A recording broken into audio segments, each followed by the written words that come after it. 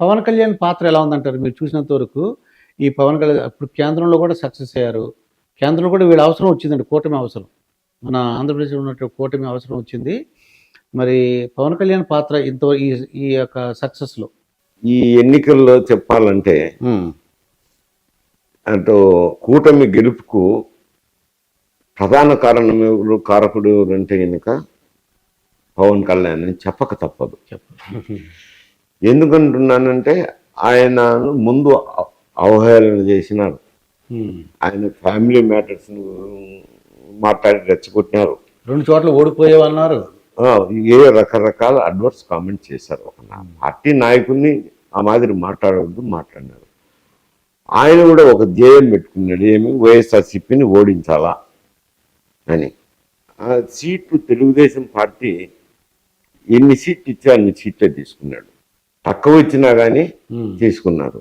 దీనివల్ల ఏమైందంటే కాపు సామాజిక వర్గం ఒకడెవడో నాయకుడు అయితే అంటే ఈయన మాట్లాడాలా అని చెప్పి కాపు సామాజిక వర్గం ఒకటైంది. ఆయన జనసేన పార్టీకి ర్యాలీ అయింది అనేసరికి తూర్పు కాపులైతేనేమి రాయలసీమలో నుండి బలిజ సామాజిక వర్గం అయితేనేమి అంతా కూటమికి ఓట్లేసింది. అంటే ఒక విధంగా చూస్తే కూటమి గెలుపుకు ఈయనే కారణమైనారు. ఎలాంటి కిరికిరలు చేయడం కానీ, నాకు సీట్లు తక్కువ ఇచ్చినారని బాధపడ్డాం కానీ, నాకు 4 సీట్లు తక్కువైనా కానీ నేను వైఎస్ఆర్సీపీ వ్యతిరేక ఓటు చిరనివ్వనే ధ్యేయం మీదనే ఆయన పనిచేసినాడు. అలాగే బీజేపీని కూటమిలోకి తెచ్చేదానికి ఆయన వంతు కృషి ఆయన చేసినాడు. అప్పుడు కొంచెము ఇంట్రెస్ట్ ఉందో లేదో వెనుక ముందో ఆడినారు బీజేపీ పొత్తు పెట్టుకోవడంలో. తుదకు అల్టిమేట్గా పొత్తుడేకి వచ్చినారు. దానివల్ల పెద్ద ఓటు పెరిగింది ఏం లేదు, కానీ రాయలసీమలో కొన్ని చోట్ల ఇబ్బంది అయితే జరిగింది బీజేపీ చేరిన దానివల్ల. కాకపోతే ఒకటేమిటానంటే బీజేపీ చేరిన దానివల్ల ఎన్నికల్లోనూ సాఫీగా సజావుగా నిష్పక్షపాతంగా జరిగేదానికి ఒక అవకాశం ఏర్పడింది. తెలుగుదేశం పార్టీ కోరుకునేది కూడా అదే. వారి కోసం కోరుకొని బీజేపీని ఒత్తిడి చేసి ఏదో చేసి చేర్చుకుంటే తుదకేమైంది, బీజేపీకి అదే వరమై కూర్చున్నది. ఆయచిత వరమే కదా. ఇష్టమో అయిష్టముతోనో వచ్చి ఏదో ఒత్తిడి తట్టుకోలేక చేరినారు కూటమిలో. సరే, ఎన్డీఏ మేనిఫెస్టో రిలీజ్ చేసేటప్పుడు కూడా తెలుగుదేశం జనసేన రిలీజ్ చేసినారు, కానీ బీజేపీ అందులో పక్కన కూర్చున్నారు అంతే. అంటే ఎంత ఇష్టంగా ఉన్నారో అది అర్థమవుతుంది. సరే, అంత ఇష్టంగానో ఏదో పవన్ కళ్యాణ్ కోసమో ఇతరుల ఒత్తిడి కోసమో చేరినారు. చేరి ఎన్డీఏ కూటమి అనే దానివల్ల ఇప్పుడేమైంది, ఆ 16 సీట్లే వాళ్ళకు ఓరమై కూర్చున్నాయి. అంటే నేను యథావత్త చెప్పేది ఏమిట్రా అంటే, ఇటు తెలుగుదేశము బెనిఫిట్ పొందింది పవన్ కళ్యాణ్ వల్ల, అటు బీజేపీ కూడా ఢిల్లీలో ప్రభుత్వం ఏర్పాటు చేసేదానికి సపోర్టు తాడాడుకోకుండా ఎత్తుకులాడుకోకుండా ఒక వరం మాదిరి పవన్ కళ్యాణ్ ఇచ్చింది. అంటే ఇద్దరు అక్కడ బీజేపీ నాయకులు కానీ ఇక్కడ తెలుగుదేశం నాయకులు కానీ ఆయనకు తగిన గౌరవం ఇవ్వాలా, సముచిత స్థానం ఇవ్వాలా, న్యాయంగా రాజకీయ పరంగా ఆలోచన చేస్తే. నేను రాజకీయ నాయకుని కాబట్టి ఆలోచన చేసినప్పుడు ఇక్కడ ఎన్డీఏ కూటమి ఏర్పాటులో కానీ ఈ కూటమి వల్ల ఆడ బీజేపీ ప్రభుత్వం ఏర్పడేదానికి కారణభూతుడైనాడు. కాబట్టి 2 పార్టీలు కూడా అక్కడ కేంద్రంలో అయినా కానీ ఇక్కడైనా ఆయనకు సముచిత స్థానం ఇచ్చి గౌరవించాల్సిన అవసరం అయితే ఉంది. సార్, ఇప్పుడు మనకి మీరు చెప్పినట్టు బీజేపీకి తగినంత మెజార్టీ 241 వచ్చింది, మ్యాజిక్ ఫిగర్ రాలేదు. ఇప్పుడు వీళ్ళ అవసరం వచ్చింది, మన చంద్రబాబు నాయుడు గారిది, అలాగే జనసేనది. మరి ఏ విధంగా నితీష్ కుమార్ కూడా అయితే వీళ్ళు ఏ విధంగా ఉపయోగించుకుంటే మంచిదంటారు? చంద్రబాబు నాయుడు మన ఆంధ్రప్రదేశ్ వరకు ఈ కేంద్రం యొక్క అంటే బలహీనత, అంటే వాళ్ళకి కావాల్సిన సీట్లు వాళ్ళకి రాలేదు, మనం సపోర్ట్ చేస్తున్నాం, ఏ విధంగా మన మంచికి ఉపయోగించుకోవచ్చు అంటారు? కేంద్రంలో బీజేపీకి సొంతంగా మెజార్టీ రాలేదు. సరే, ఎన్డీఏ కూటమిలో గతంలో ఉన్నట్లయితేనేమి కొత్తగా చేరినారు కదా, నితీష్ కుమార్ ఒకరు కొత్తగా చేరిన వ్యక్తే. చంద్రబాబు నాయుడు తరఫున వచ్చే కొత్తగా ఎన్డీఏ కూటమిలో చేరిన తెలుగుదేశం, వీళ్ళ వల్లనే ఇప్పుడు ప్రభుత్వం ఏర్పడుతుంది. కాబట్టి కేంద్రం నుంచి కూడా కొంచెం సహాయ సహకారాలు తీసుకునేదానికి అవకాశం ఉంది. కొందరు మాట్లాడుతున్నారులేండి, స్పెషల్ కేటగిరీ స్టేటస్ తీసుకోమనండి, రేపు అడుగుతారులేండి వైఎస్ఆర్సీపీ వాళ్ళు. ఎందుకంటే వైఎస్ఆర్సీపీ వాళ్ళు సపోర్ట్ చేసేటప్పుడు మీరు స్పెషల్ కేటగిరీ స్టేటస్ ఎందుకు అడగలేదు అని తెలుగుదేశం కూడా మాట్లాడుతున్నది. ఇప్పుడు అప్పుడు తెలుగుదేశం ఉన్నప్పుడు వైఎస్ఆర్సీపీ వాళ్ళు మాట్లాడినారు. కాకపోతే అది ఒక పెద్ద సమస్య, స్పెషల్ కేటగిరీ స్టేటస్ అనేది పెద్ద సమస్య. ఎందుకంటే ఇతర దేశాలు ఉన్నాయి కదా, నైబరింగ్ స్టేట్స్ ఉంటాయి, అవన్నీ చిన్న చిన్న స్టేట్స్, త్రిపుర నుండి చిన్న చిన్న స్టేట్లు ఉన్నాయి, సిక్కిం ఇట్లాంటివన్నీ చిన్న చిన్న స్టేట్లు, ఎక్సెప్ట్ కాశ్మీర్ ఒకటి పెద్ద స్టేట్, మిగతావన్నీ చిన్న రాష్ట్రాల, అరుణాచల్ ప్రదేశ్ ఇట్లాంటివన్నీ.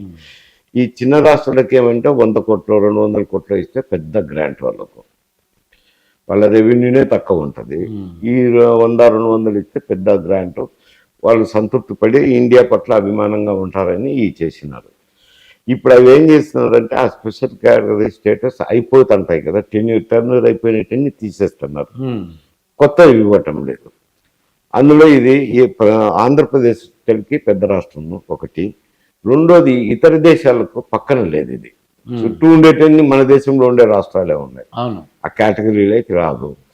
ఊరికి అది విమర్శించేదానికంటే దాన్ని పట్టుకుని అది ఆ దినం ఏమైందంటే విభజన చేసేటప్పుడు లోక్సభలో సుష్మా స్వరాజ్ గారు మరి వాళ్ళ పార్టీలో చర్చించినారో లేదో పాండమోనియం వచ్చింది కదా, తలుపులు వేసి ఓటింగ్ పెట్టినారు. అప్పుడు ఆమె బీజేపీ సభ్యులు టోటల్గా మద్దతు తెప్పినారు విజయవాడకు. ఆ బిల్లు రాజ్యసభలోకి వచ్చేసరికి వెంకయ్య నాయుడు గారు రాజ్యసభలో ఉన్నారు. ఎందుకంటే ఈ విభజన వల్ల ఆంధ్రలోను రాయలసీమలోను బాధ ఎక్కువ ఉన్నది కదా, ఇదేంటి అన్యాయమో అనే పద్ధతి ధోరణి ఉన్నది. దానివల్ల నష్టం జరుగుతుందని ఏదో ఒక షరతుతో సపోర్ట్ మద్దతు పలికినామంటే సరిపోతుంది. లోక్సభలో మద్దతు పలికినాక రాజ్యసభలో పలకకుండా ఉండలేరు బీజేపీ, పలకాల. ఊరికి పలికితే బాగుండదు కదా అని ఇది అడిగినారు, స్పెషల్ కేటగిరీ స్టేటస్. ఆయన క్యాబినెట్లో చర్చించలేదు, బిల్లు పెట్టారు, ప్రధానమంత్రి గారు కూడా ఆ బిల్లు ఎట్టినమాట పాస్ చేయాలి. బిల్లు పాస్ చేసేదానికి మేము అమలు చేస్తామనేది హామీ ఇచ్చారు. అది పార్లమెంట్లో ఇచ్చిన హామీ కిందనే ఉంది కానీ చట్టంలో కానీ ఎక్కడా లేదు. ఇప్పుడు రావాలంటే కొన్ని గైడ్ లైన్స్ ఉన్నట్టు తీసేస్తున్నారు. దాన్ని పట్టుకొని ఊలాడేదానికంటే ఇప్పుడు పోలవరం ఉంది, పోలవరం నేషనల్ ప్రాజెక్టుగా విభజన చట్టంలోనే చేర్చినారు. కొంత డబ్బులు కేటాయించి పనులు చేసి అవి డబ్బులు గ్రాంట్స్ రిలీజ్ చేసుకునే దానికి ఈజీ అవుతుంది. ఇటువంటి కొన్ని గ్రాంట్స్ వస్తుంటాయి, గ్రాంట్స్ వస్తాయి, అవి ఎక్కువ తెచ్చుకోవచ్చు. రెండోది స్కీమ్స్ ఉంటాయి, కేంద్ర ప్రభుత్వ స్కీమ్స్ ఉంటాయి, ఆ పథకాలకు డబ్బు ఎక్కువ తెచ్చుకోవాలా. అటువంటి కొన్ని కార్యక్రమాలు జరిగేట్టు చూసుకోవాలి కానీ ఊరికి స్పెషల్ కేటగిరీ స్టేటస్ అడిగినాను ప్రయోజనం ఉండదు. రాష్ట్రానికి ఉపయోగపడే స్కీములు ఏమైనా తెచ్చుకోవచ్చు, వాళ్ళు కూడా చేయగలిగినంత చేస్తారు. ఎందుకంటే కొన్ని ప్రతిదానికి గైడ్ లైన్స్ ఉంటుంది. ఈ పన్నుల వాటా ఉంటుంది కదా, పన్నుల వాటా వచ్చి GST, central GST, customs duty వస్తువు మీదనే రాబడతారు. ఇంతకుముందు అంటే ప్రజలకు తెలియకుండా ఉండే మనమేం పన్ను కడతామని. ఇప్పుడు జిఎస్టీ అనేది బిల్లులో వస్తుంది కాబట్టి ప్రతి ఒక్క వస్తువు మీద ప్రతి ఒక్కరు పన్ను కడతామనేది తెలిసిపోయింది కాబట్టి ఈ రెవెన్యూ, దీనివల్ల వచ్చిన రెవెన్యూ, కస్టమ్స్ డ్యూటీ వల్ల వచ్చిన రెవెన్యూ కానీ, సెంట్రల్ జిఎస్టీ వల్ల రెవెన్యూ కానీ, ఇన్కమ్ ట్యాక్స్ ధనవంతులు కట్టేది, ఆ రెవెన్యూలో 60% వాళ్ళు ఉంచుకుంటారు.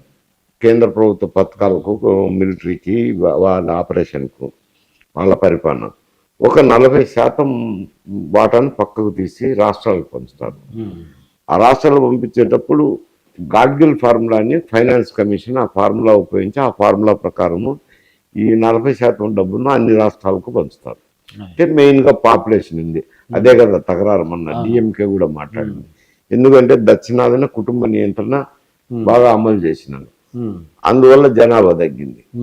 ఉత్తర దేశంలో కుటుంబ నియంత్రణ సరిగా ఆచరించకపోవడంతో జనాభా ఎక్కువ ఉన్నంత ఆదాయం వాళ్ళకు ఎక్కువ, రెవెన్యూ ఎక్కువ, వాటా ఎక్కువ పోతుంది, మాకు తక్కువ వస్తుందని తగాద పెట్టినది.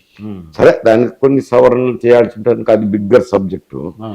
ఆంధ్రప్రదేశ్ వరకు వచ్చేసరికి వీళ్ళ మద్దతుతో కేంద్రంలో ప్రభుత్వం ఏర్పడుతుంది కాబట్టి వీళ్ళు చేసుకోగలిగేటి ఏమిటంటే గ్రాంట్ నీడ్ ఎక్కువ తెచ్చుకోగలడము, స్కీమ్స్ ఎక్కువ తెచ్చుకోగలగడము, ఇటువంటివన్నీ చేసుకోవచ్చు. దానివల్ల కొంచెం ఆంధ్రప్రదేశ్ అభివృద్ధి చెందేదానికి అవకాశం అవకాశం ఉంటుంది.